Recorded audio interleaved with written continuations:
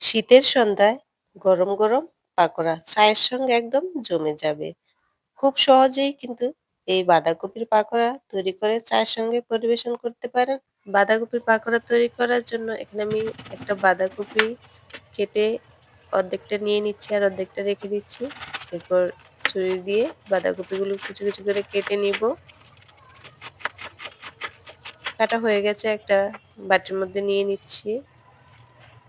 এরপর এখানে একটা গাজর আর একটা আলু নিয়েছি। গাজর আর আলুটাকে ছিলে এরপর এই মেশিনটা দিয়ে আলু আর গাজরগুলো খুব সুন্দর মতো কুচি কুচি করে কেটে নিব। মেশিনটার এক পাশ দিয়ে সুন্দর মতো ছিলে নেওয়া যায় আর এক পাশ দিয়ে কুচি করে কেটে নেওয়া যায়। আলুটা কাটা হয়ে গেছে, এবার একইভাবে গাজরটাকেও কুচি করে কেটে নিব।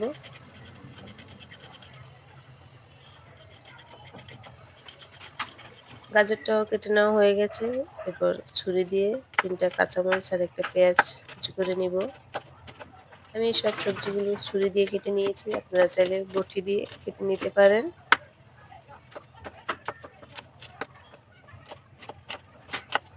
কাটা হয়ে গেছে, তুলে নিচ্ছি। এরপর কিছুটা ধনিয়া পাতা কুচি করে নিব।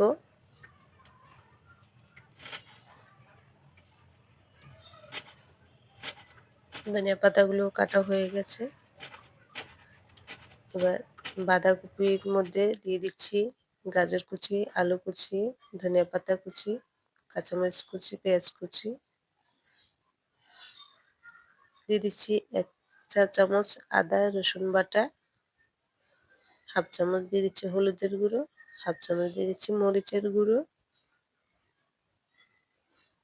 হাফ চামচ দিয়ে দিচ্ছি গরম মশলা গুঁড়ো, হাফ চামচ দিয়ে দিচ্ছি জিরা গুঁড়ো, হাফ চামচ দিয়ে দিচ্ছি ধনিয়া গুঁড়ো, হাফ চামচ দিয়ে দিচ্ছি কাবাব মশলা, হাফ চামচ দিয়ে দিচ্ছি কালো গোলমরিচের গুঁড়া।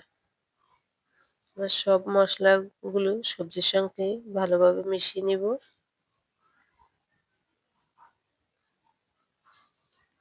মিশানো হয়ে গেছে, এবার এর মধ্যে 2টা ডিম ভেঙে দিয়ে দিব। ডিম দুটাকে সবজির সঙ্গে ভালোভাবে মিশিয়ে নিব।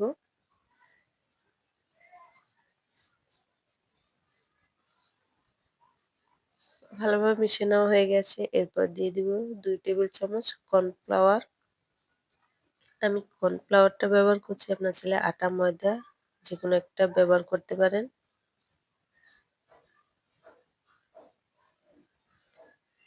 কর্নফ্লাওয়ারটা দিয়ে সবজিগুলো ভালোভাবে মিশিয়ে নিয়েছি।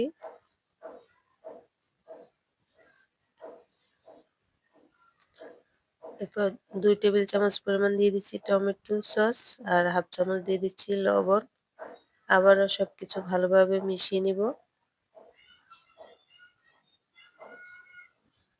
মিশিয়ে নেওয়া হয়ে গেছে, এরপর চুলায় একটা ফ্রাই প্যান বসিয়ে দিয়েছি, এর মধ্যে পরিমাণ মতো দিয়ে দিচ্ছি সয়াবিন তেল। তেলটা গরম হয়ে আসলেই সবজির মিশ্রণ হাতে নিয়ে এরপরে তেলের মধ্যে দিয়ে দিব।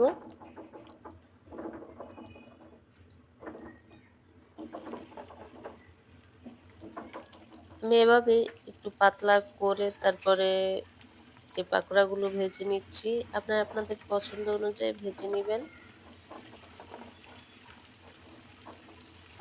আর এই পাকোড়াগুলো ভাজার সময় চুলার আঁচ একদম লো রেখে ভাজতে হবে, যেহেতু সমস্ত সবজিগুলোই কাঁচা, তাই একটু সিদ্ধ হতে সময় লাগবে। পাকোড়ার এক পাশ ভাজা হয়ে গেছে, এবার অপর পাশও উল্টিয়ে দিচ্ছি। পাকোড়াগুলো ভাজা হয়ে গেছে, এবার তেল ঝরিয়ে তুলে নিব। পাকোড়াগুলো তুলে নিয়েছি, দেখুন কতটা সুন্দর হয়েছে, খেতে মাশাআল্লাহ অনেক মজার হয়েছে। আমি সস দিয়ে পরিবেশন করে নিচ্ছি। তো আজকের মতো এই পর্যন্তই। সবাই সুস্থ থাকবেন, ভালো থাকবেন, আল্লাহ হাফেজ।